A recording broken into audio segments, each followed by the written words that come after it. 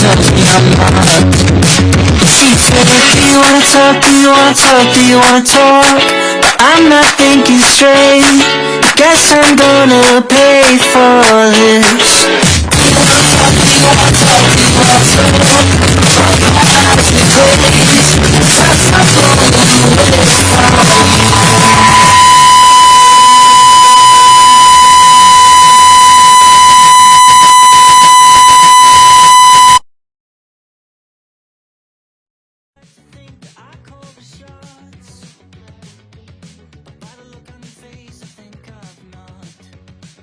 She said, do you wanna talk,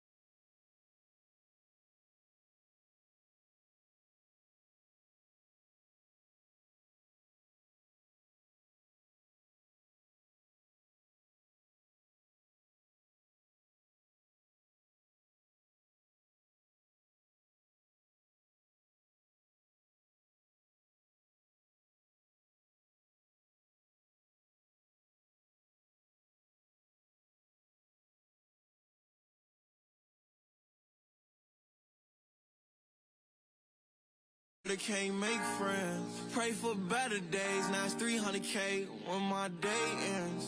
Do you remember last night? Cause I blacked out in that all-white dress with her back out. Said be careful with her heart cause it's fragile. And thinking about her past make her lash out. See with me it ain't no worries at all. Any problem I'll be there in one call.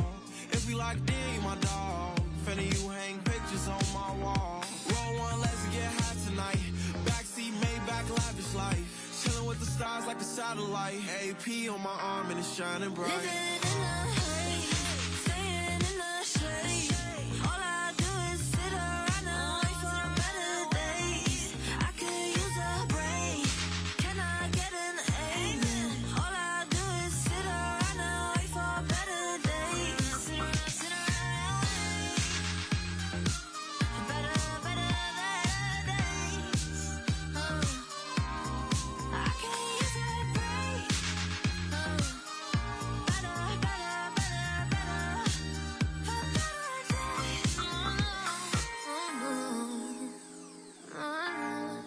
All I do is sit around and wait for better days. Better days.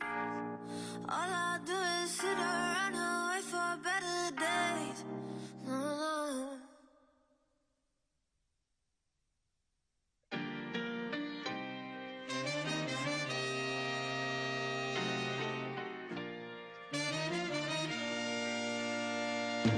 In the summer of 16, was it love or nicotine that made us mellow on the 31st?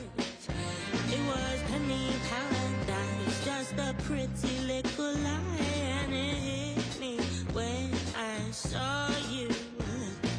Hand in hand, cold harbor night, never take it easy on the PDA. I don't miss you, least not that way, but someone better want me like that someday. Shoulder to shoulder, smile with the bricks and shine. But you were that kind when you were mine. JD and Cola, don't even have to try. But you were that guy when you were mine. Oh, when you were mine. By the Red Sea, made to measure. I'm shook, but you look good together. I had my hesitation, but I just can't hate them. You're breaking all the rules down Electric Avenue. Oh, I've never seen too many move. Hand in hand, cold harbor lane. Never take it easy on the PDA. I don't miss you, least not that way, but someone better want me like that someday.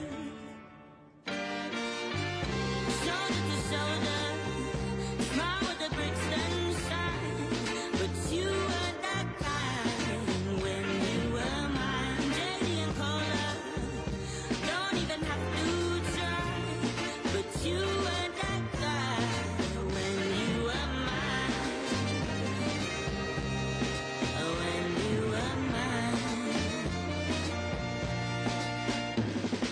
So you smiling, I don't mind it.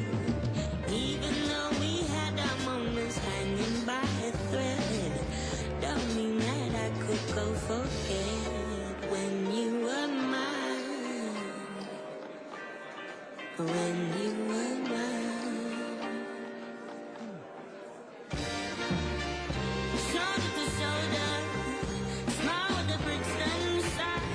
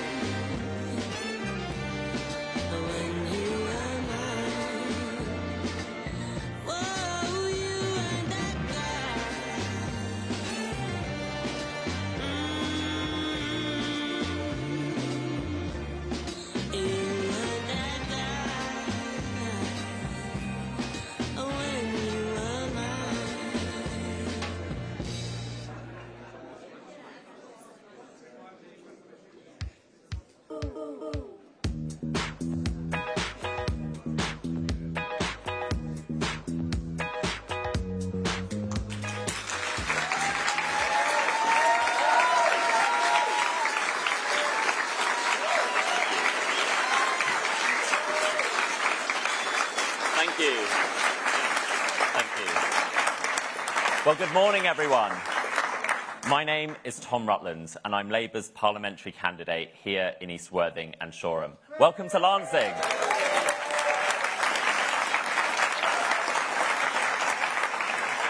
And I'm not just welcoming you to Lancing today, but to Labour Lancing, because just a few weeks ago, we won a majority on Ada District Council for the first time ever.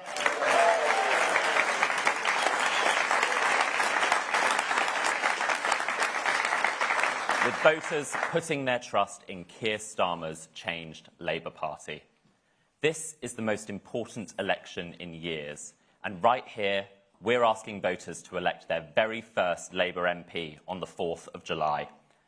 Almost my entire adult life has been spent under these 14 years of Conservative chaos and decline. So, it's time to turn the page. It's time for change. And I am delighted to introduce to you the leader of the Labour Party, Keir Starmer.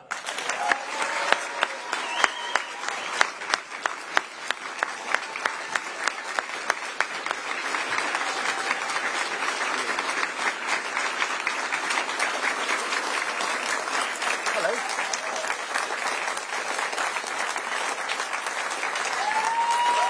Thank you. Thank you.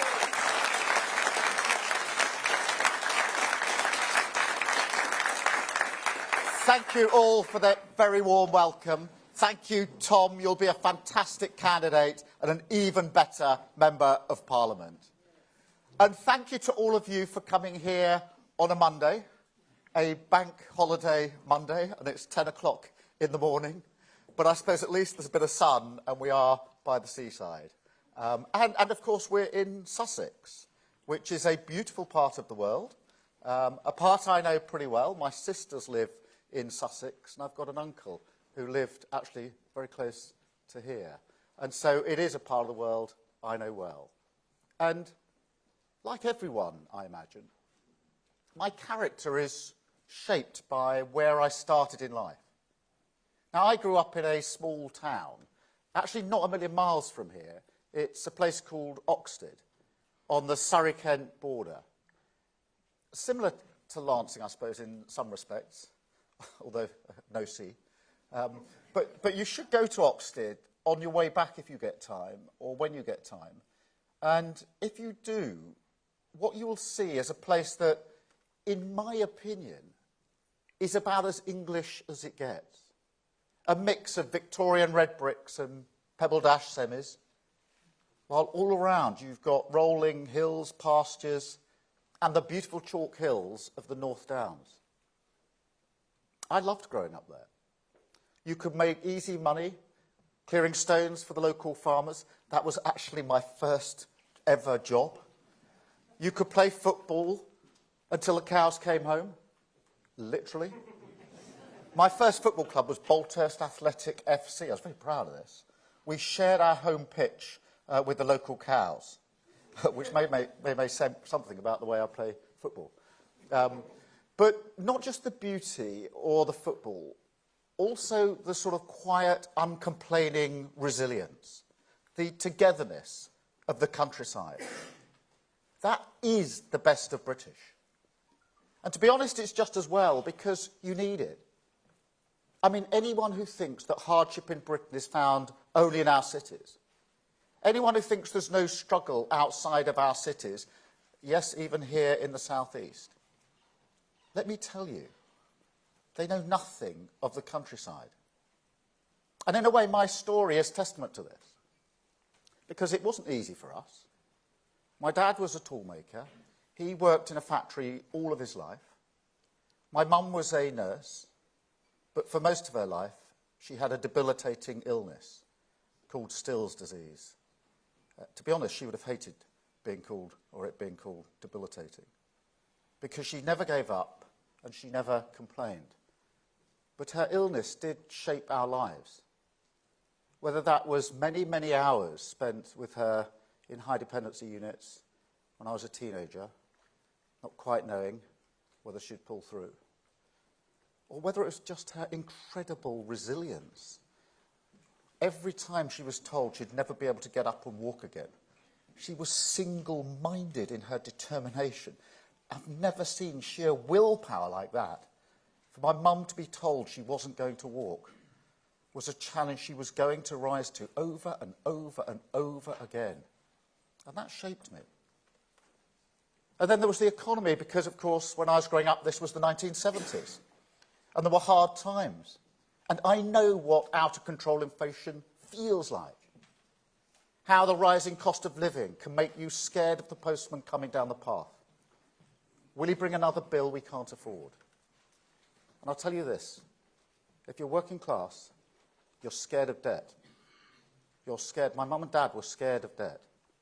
So they would choose the bill that they wouldn't pay rather than going to bed. And they chose the phone bill. They would have the phone cut off rather than pay the bill because it was the easiest one to do without. Obviously no mobiles back then, but you could just about get by. Now all of that, my background, has stayed with me. It shaped the plan that I've drawn up for Britain. The importance, above all, of economic stability. The need never to put working people through the whirlwind of chaos. The rising taxes, rising prices, rising mortgage costs. £5,000 for every working family. That is what the Tories have inflicted on Britain. The price working people have paid for their chaos, and it's unforgivable. But as I reflect and look forward to this election, I believe my background has also shaped my politics in a deeper way. Look, this England has always been fairly far removed from Westminster. Politics has always been something that happens far away. And yet something more profound has changed during the last 14 years of Tory government. People now feel more and more of the decisions that affect their community are taken by people who not only live miles away, but have little empathy for their challenges. A politics that is, at best, doing something to people, not with them. And at its worst, as we saw in horrifying detail in Westminster last week, those twin injustices, Horizon and infected blood scandals, is something much, much darker even than that. It's about respect, or to be precise, the lack of it. That is the canary in the mine of injustice. For a long time now, working people have believed opportunity in Britain is stacked against them. But now we're at a dangerous new point, close to crossing a Rubicon of trust, not just in politics, but in many of the institutions that are meant to serve and protect the British people. A moment where people no longer believe their values or interests carry the respect of those in power. And when you put that alongside a government that over 14 years has left living standards in this country worse than when they found them, that has torched any semblance of standards in public life, Westminster parties that broke the rules they put in place to save lives, and rules they expected you to follow, but ignored themselves, then you get a crisis in nothing less than who we are as a nation. The values that have held us together, that have driven us on through hard times towards our greatest achievements, taken to the edge by these Tories. And healing these wounds is what national renewal means. Politics has to be about service. Britain must be a country that respects your contribution. Everyone, not just those at the top, deserve the chance to get on. Now, these are the ideas that I'm fighting for. This is my project. A Britain once more in the service of working people, country first, party second.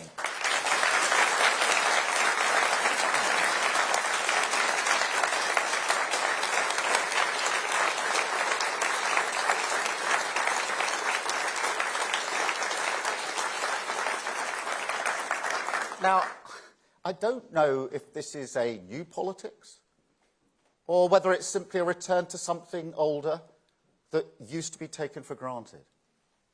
But public service is the bare minimum you should expect. And you also deserve the security, the certainty, the basic, ordinary hope that Britain will be better for your children. And I think that no matter what our struggles, we always had that back in the 1970s. My parents always believed that in the end, hard work would be rewarded and Britain would be better for their children, for me. Now, that may not sound like much to some people, but you can't underestimate how important it is for working-class families like mine, how much it comforted my parents, particularly towards the end of their lives. It gave us a hope and a stability that we could build our lives around. And I believe it's what working people want now more than anything. They want to believe in the future.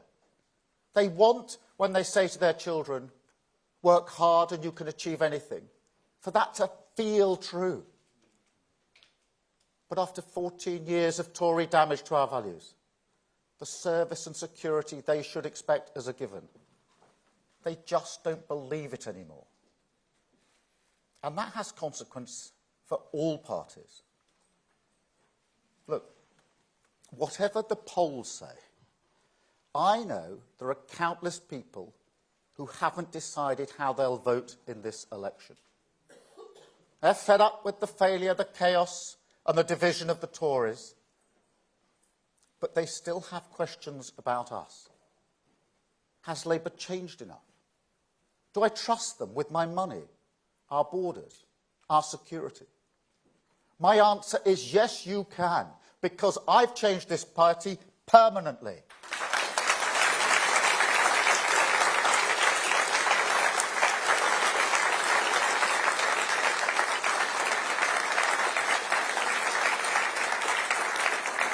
And this has been my driving mission since day one.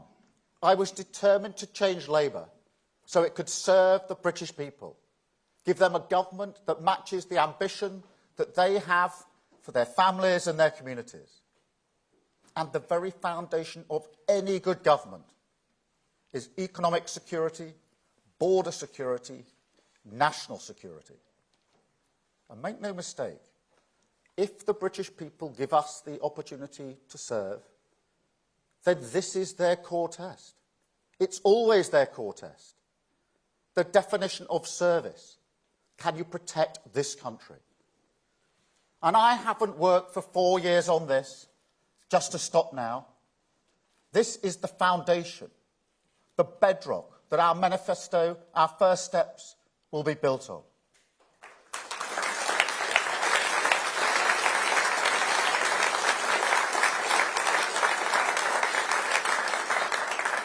And then on that foundation, with an end to the Tory chaos, we can start to rebuild our country.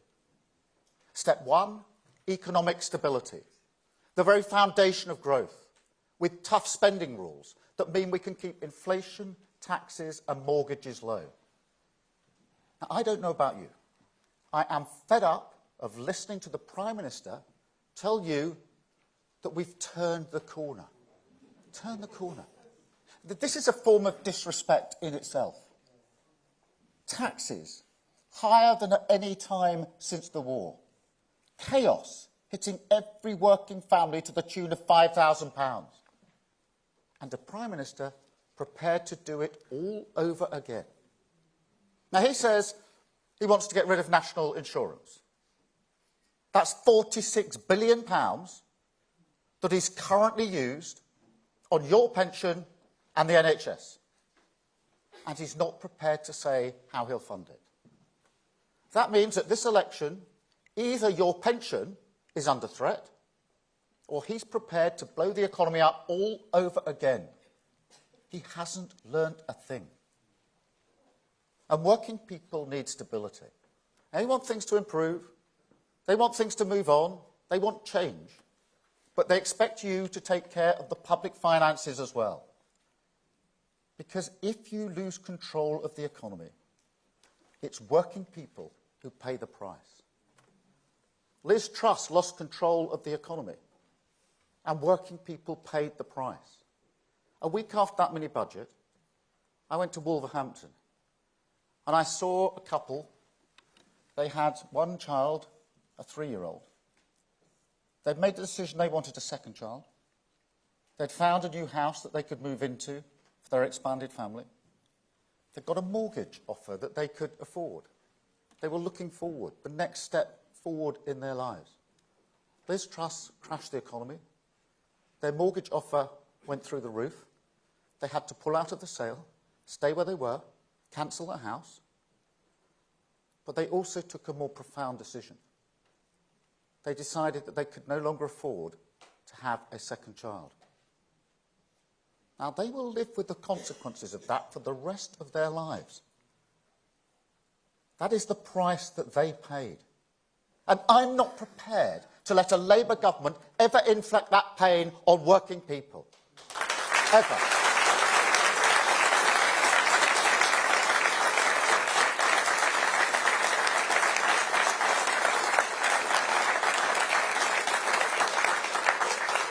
And that's why stability is our first step, a non-negotiable pact with working people, a symbol of a changed Labour Party ready to serve our country. Step 2, we will cut NHS waiting times, 4,000 extra appointments every week, paid for by cracking down on tax avoidance and non-doms. Step 3, we'll launch a new Border Security Command with new specialist investigators, new resources and new powers, including counter-terrorism powers. These vile criminals are making a fortune putting vulnerable people in boats made to order and sending them across the busiest shipping lane in the world. Nobody but nobody should be making that journey. And when I was Director of Public Prosecution, I worked on operations that smashed terrorist gangs across Europe. I will never accept that we can't do the same for these vile gangs. Britain will secure our borders.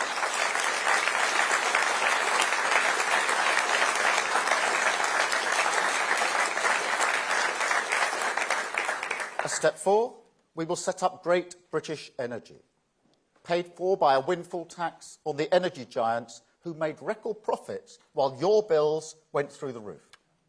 A new company owned by the taxpayer, making money for the taxpayer, harnessing the opportunity of clean British power, making us energy independent so Putin can't put his boot on our throats, and cutting bills in your home for good.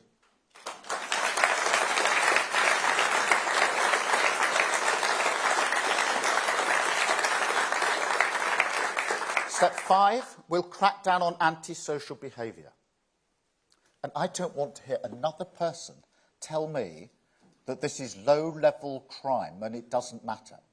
I've been hearing that all of my life. It blights communities, big and small. It always has. And I know Worthing very well. My uncle lived here for a very, very long time.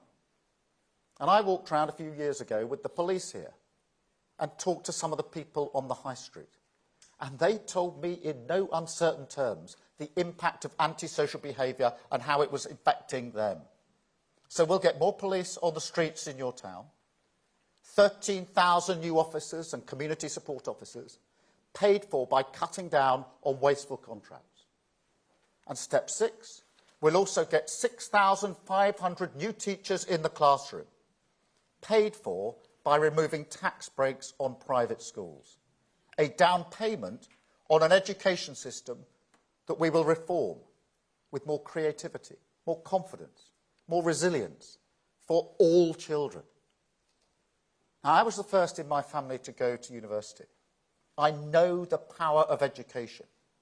And every child should grow up believing that success belongs to them, that they don't have to change who they are just to get on. That is the Britain we will fight for. Labour will deliver opportunity for our children.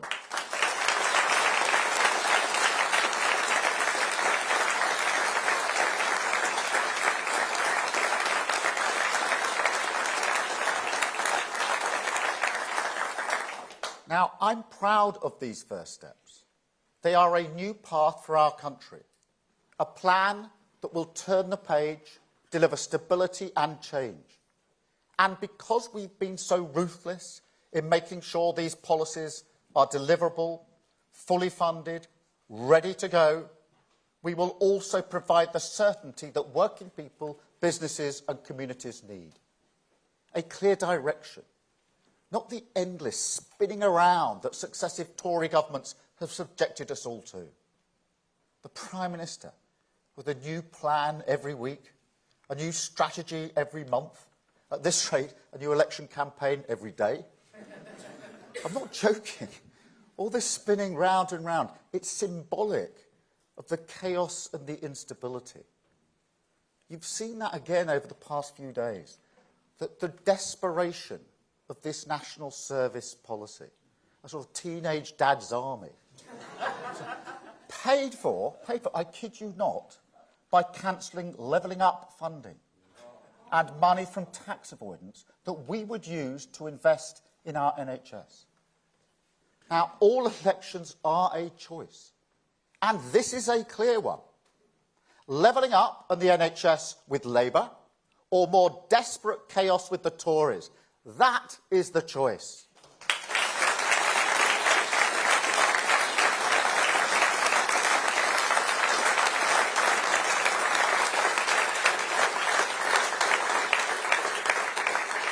But in a way, this desperation tells another story.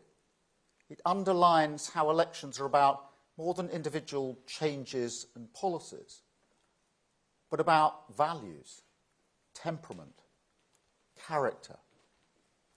And a bigger question, whose side are you on? Who do you hold in your mind's eye when you're making decisions? Now, everything I have fought for has been shaped by my life. Every change I've made to this party has been about a cause.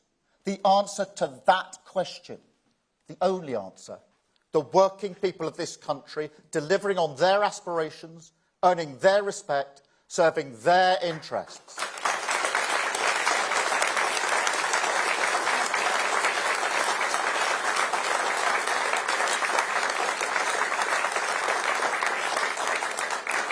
And I know that people are looking at this election, looking at me personally. So I make this promise. I will fight for you. I took this Labour Party 4.5 years ago, and I changed it into the party you see today. Now, I was criticised for some of the changes I made. Change is always like that. Always people who say, don't do it, you're going too fast. But wherever I saw a fork in the road, at the Crown Prosecution Service, in my work in Northern Ireland, and especially here in the Labour Party, it always comes back to this. The golden thread. Country first, party second, I will fight for you.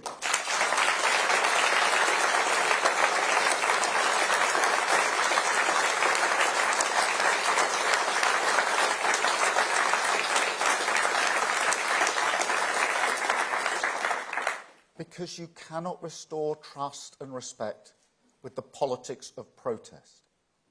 You cannot move our country forward with gimmicks and gestures.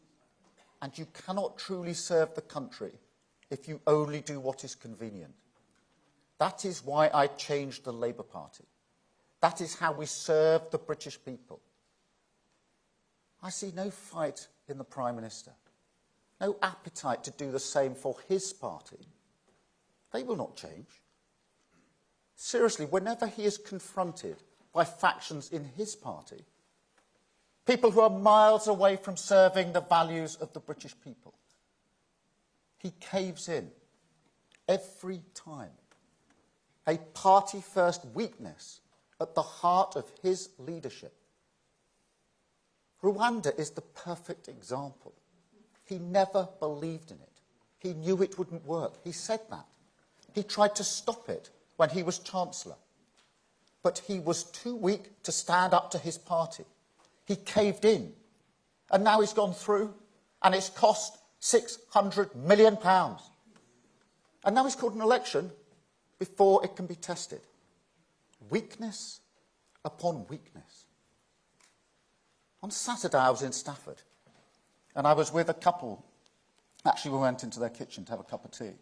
One of them was a paramedic, and her wife worked in a jewellery shop. They've got 2 children. They bought their house, where we had our cup of tea, 5 years ago, and they've been on a fixed-rate mortgage ever since, and they could afford it. But then they've come off it, and they've searched for the best next deal. And the best next deal is hundreds of pounds a month more. Hundreds of pounds a month more. And they're struggling. How do you think they feel when the Prime Minister says, we've turned a corner? How do you think they feel when they see the people who did that to their mortgages swanning around in the House of Lords because Sunak was too weak to stand up to them? Service isn't just a word. It requires action. You have to roll up your sleeves and change things for the better.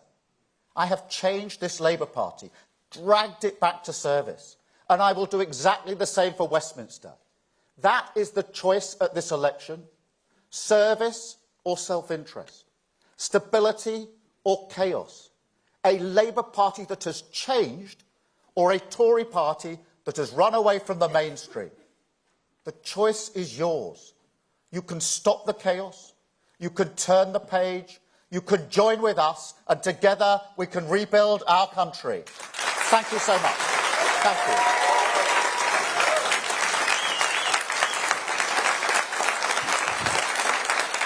Thank you very much.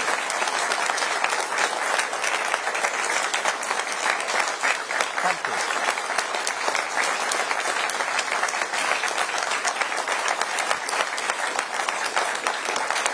Thank you very much.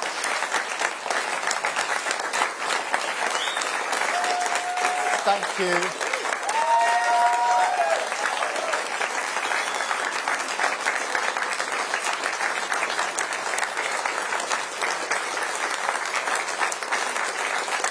Thank you. Thank you. Thank you very much. Thank you. We're now going to take some questions from the media. I've got a list here with hopefully everybody on it. Anushka from ITV first, please. Anushka. Drop the mic moment. Yeah, sorry about that. Keir Starmer, you've had a pop at Rishi Sunak. Well, the Conservatives have been having a pop at you. They say you're too weary for this. They have suggested that you may not be too tough enough. You might get too tired in this campaign. What do you think they are getting at, and how would you respond? I think they're just so desperate. They're rummaging around in a sort of toy box, coming out with military service. I mean, it really is desperate. The difference is this. I mean, politically, it is really important. We've had a strategy, we've had a plan for this election that we've worked on for 4.5 years, and we're executing, we're working to our plan and our strategy. I realise that may be something that the Tories don't recognise, a strategy, a plan that you stick to. But that's what we're doing, and we're going to continue doing so. Thank you very much. Chris, BBC. Thank you, Chris Mason, BBC News. Keir Starmer, you've been leader of the opposition for 4 years. Isn't it a bit late to have to be? Isn't it a bit late to be having to tell people who you are and what you stand for? Chris, I don't think you can ever repeat enough who you are and what you stand for. And some of the stuff about my background, my mum and dad, and the impact that they have had on me is stuff I've said many times over. But I do think as we come into the election, it is important to repeat that and to explain how that has shaped me and shaped my thinking. And that's why if you take our first steps, economic stability, why is that so important? Yes, it's important as an election issue going into the election. Of course it is, because it's one of the basics that everybody is looking for as they decide who they're going to vote for. It's a sort of bedrock. But also, what I'm trying to get across today is it's important beyond that, because I know the impact that losing control of the economy has on working people. I've given the example today of Stafford, that couple in Stafford, who really struggling now with their mortgage. They're probably going to have to move. The family in Wolverhampton who won't have a second child. And that is something I can feel because I knew when I was growing up what it was like not to be able to pay the bills. I think it's important for people to know that about me, because in the end, politics is about policies, of course it is. It is about parties, of course it is. But it's also, I think voters want to know, how do I think this person would make a decision? Who would they have in their mind's eye? I think that's really important in politics, and that's why I've addressed that in this speech. Thank you, Chris. Beth. Thank you. Beth Rigby, Sky News. Keir Starmer, some form of national service is actually quite popular with voters. Would you support a version of the Prime Minister's plan? And I'm a mother of a teenage boy. You're the father of a teenager. Do you think your son and his friends would be enthusiastic about signing up? Thank you. But I do accept the proposition that we need strong defences, and that has to be the first duty of any government. But I think this plan is desperate. I think they are rummaging around in the toy box to try and find any plan that they can throw on the table. I don't think it'll work. You've seen what military experts, those with experience, have said about it. You've seen what the government said about it just a few days ago when they were asked, that would take away from the resources of the military rather than help the resources of the military. This is a government that has hollowed out our armed forces. The army is now smaller than since Napoleon, I think. And so you haven't got a coherent plan on the table. At the same time, to take the money from the levelling up pot shows that they've completely abandoned the project they put before the electorate in 2019. I spoke about this not a few weeks ago when I said levelling up is something which actually is what people hope for. What Boris Johnson was doing was playing on people's hopes rather than playing on their fears in 2019. He didn't deliver on it. Now they're basically binning it for the next desperate idea. And in the end, I think that this election is going to be about the cost of living and the NHS. And the government is not addressing those issues. It's depleting the pots. And in the end, I will put that choice to the electorate to say you can either have a Labour government which will use the available money on levelling up and for our NHS, or you can have a Sunak government with a desperate, ill-thought-through plan which will use that money on some sort of service which hasn't been defined. As soon as they were asked what would happen if people didn't want to go into the army, they started saying, I think James cleverly yesterday, that teenagers could be firefighters, first responders. You know, they haven't thought it through. It's a desperate policy. They're rummaging around from day to day to try and find anything to fling on the table. It isn't going to work. My priorities are levelling up and the NHS. Thank you, Beth.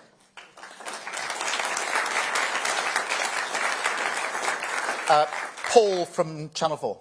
Paul. Morning, Sir Keir. Look, 2 months from now, you might be Prime Minister, the man making those difficult calls. Well, overnight, there are reports of dozens of people killed or injured at a refugee camp in Rafah because of blasts which authorities in Gaza say are down to Israeli airstrikes. As UK Prime Minister, what would you be saying right now to Israeli Prime Minister Netanyahu? Stop.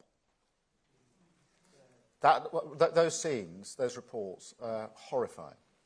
And, you know, what makes it worse is that this was a safe zone with women and children in it and families that already fled a number of times. It is horrifying to see that. I've been saying for some time that the Rafah offensive should not take place. And what you saw there was the consequences, the inevitable consequences of that offensive. It should not take place, and we should join with our allies to ensure that it doesn't take place. There needs to be a ceasefire. It needs to be in place straight away, and that means to provide the space for hostages to come out, for humanitarian aid to desperately get in, and to provide a foot in the door for the process, the political process, that's the only long-term way through this, to a two-state solution, which includes in the process the recognition of Palestine as a viable state alongside a safe and secure Israel. So I'd be very clear about this. I was shocked by what I saw. overnight. I think any human being would be shocked by what they saw overnight. It's got to stop. Thank you very much.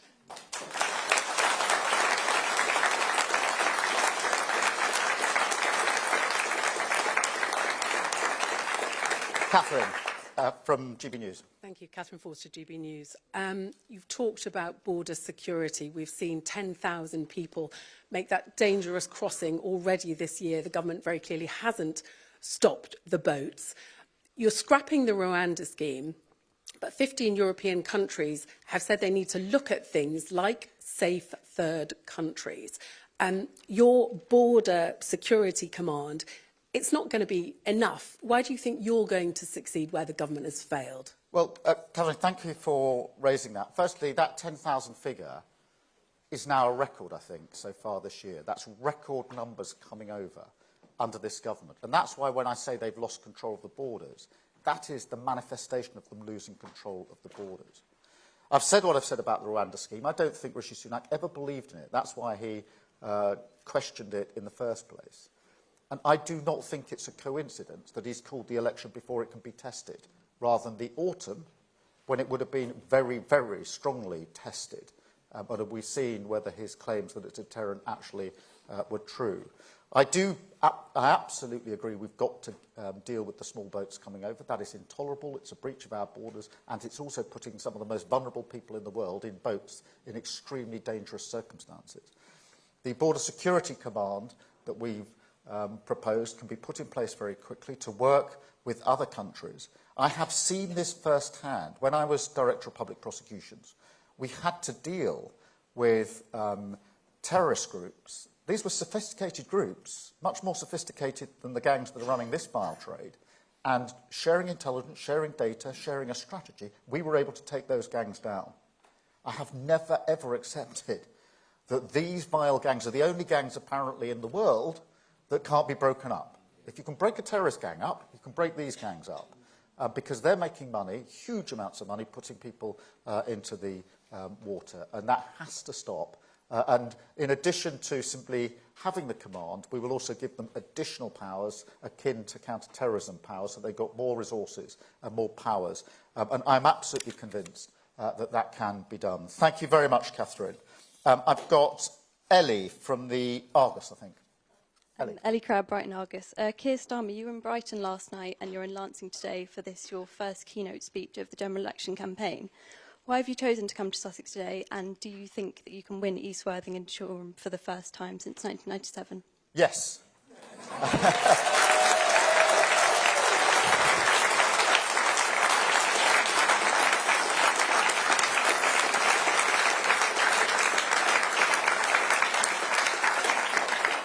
Yes, I do, and it's important to me on a number of fronts. Firstly, I think we're really making progress here, as Tom set out in his speech with the recent results. I detect that yearning for change here in Sussex. It is the southeast of England is where I grew up, and I'm determined that we will make progress in the southeast of England, because I know in my heart, I know from my background, what so many people in Sussex want from their lives, for themselves, for their families and their communities. So yes, we're here because we want to win, and we want to make that positive case for the future of our country. And it comes down to this. It's a choice really at the election, whether to give 5 more years after these 14 years of chaos to the Tories, 5 more years of chaos. They're not going to change. Sunak's not going to take on his party in some miraculous way and change his party. They're going to carry on just the same for 5 years, or turn the page and rebuild our country with Labour. And that's the argument we make here in Sussex. It's the argument we make across the whole of the country, and that is the choice at the election. Thank you so much, Ellie.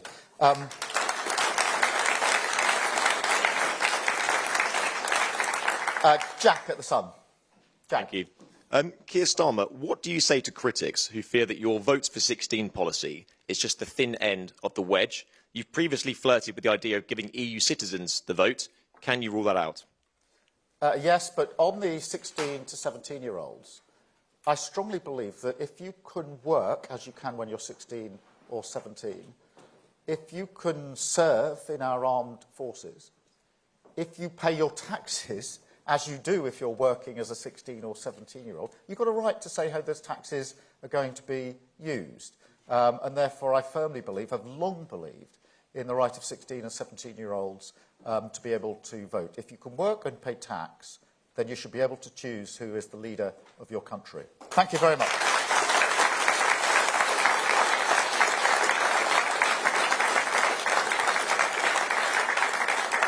Alita. Hi, Keir. A number of vice-chancellors and former ministers have warned that universities will have to increase funding or student fees to avoid bankruptcies in the next few years.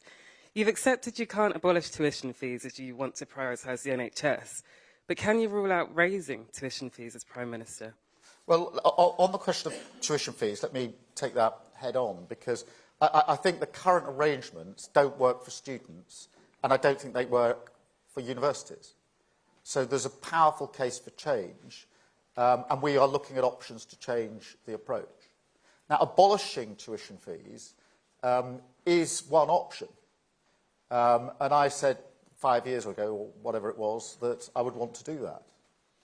But now there's been huge damage to the economy done by Liz Truss and the Tories in the last 5 years.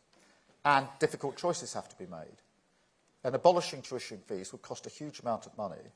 And we can't both abolish tuition fees and have 40,000 extra appointments every week in the NHS. We've done the sums. We can't have both. So I've taken a political choice, which is to say, at the moment, we have got to prioritise the NHS.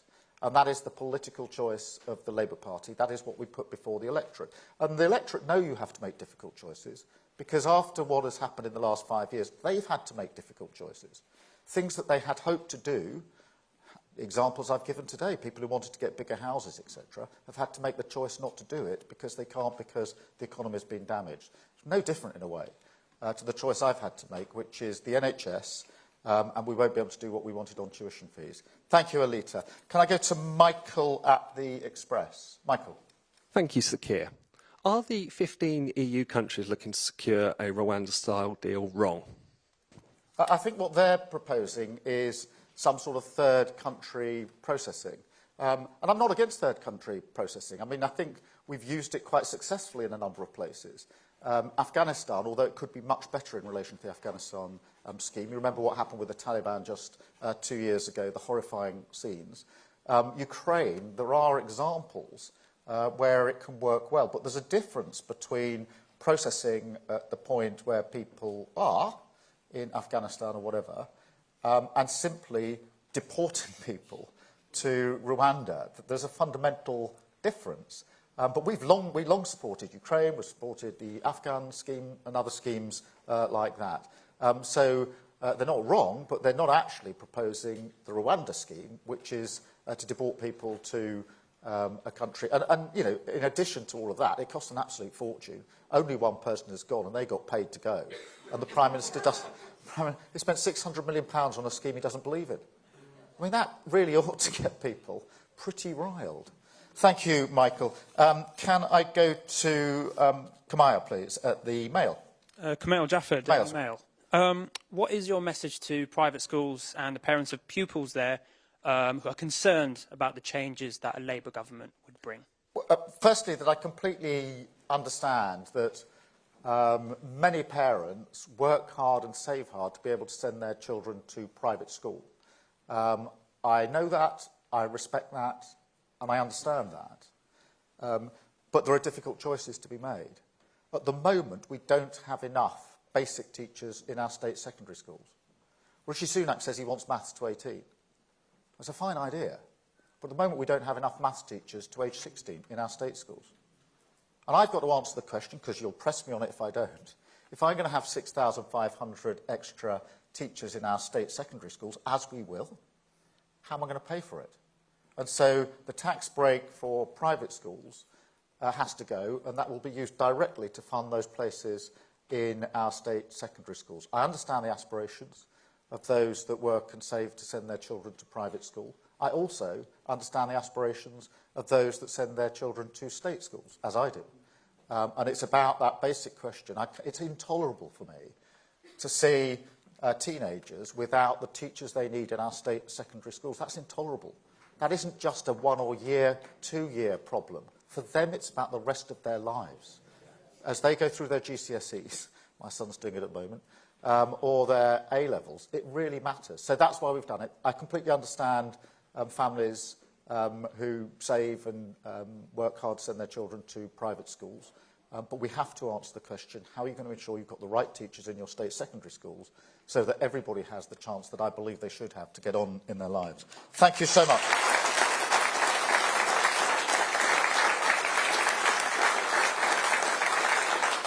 And we've got Ashley at the mirror. Hi, Keir. Will you also repeal the voter ID legislation if you win the general election? I think you remember that Boris Johnson forgot his ID at the local elections. Look, we will look at this, but I mean, we haven't got great plans. I think there is a review that's gone through in relation to voter ID. But at the moment, I have to say, my priorities are the economy, the NHS, and the first steps that I've set out. Thank you. Can I go to Amy, please, at the Telegraph? Amy. Hi, Amy Gibbons from The Telegraph. Just coming back to those Tory briefings, they've called you weary and sleepy, Keir. How do you respond to those charges specifically? How would you characterise your energy in this campaign? And just very, very briefly, we heard things can only get better blasting out in Downing Street as Rishi announced the election. But most people associate that with Tony Blair's Labour. So what do you think your anthem should be for the election for a changed party? Well, look, let me... I mean, you've seen the energy that not only I, but the whole team are putting into this election. We've been waiting for this for 4 years. I've had a smile on my face since the 1st of January 2024 because I knew this was going to be election year. I've wasted 9 years of my life in opposition. I've worked 4.5 years to change this Labour Party, and now I've got the chance to take that to the country. So we're doing that not only with energy, but with a smile, with the positivity across all of our candidates as we go into this election. And I would just gently say this, that the idea that a man standing in the rain without an umbrella claims that he's the only person with a plan is farcical, to be fair. And as for the song, well, we don't get ahead of ourselves in the Labour Party. We have to earn every vote as we go into that election. And I know we've got to earn every vote as we go into that election. Thank you so much. And then Max, please, from The Times. Hi, Max Kendix at The Times. You've said there are people who still have questions over Labour and feel they can't trust the party. Can you also recognise that people have questions about you personally, that you don't command the enthusiasm from the public of many other opposition leaders before you? Well, let me take that head on, because when I look at the opinion polls, when I look at what people say about the Labour Party, when I look at what people are saying about this election, by and large, there's a consensus that this changed Labour Party is what has put us in a position this time to win, where we were so hopelessly not in a position in 2019. So it's that changed Labour Party. Now, that is my mission. That is my work. That's what I've been doing for 4.5 years. And I'm very proud of that work. I'm very proud to head the Labour Party that is confident going into this election and clear about the choice before the public, because the Change Labour Party is my project, and I think that in the way we're able to go into this election demonstrates how a Change Labour Party is in a position now to credibly put its plans before the country and make the choice clear between more of the same or change and rebuild with Labour.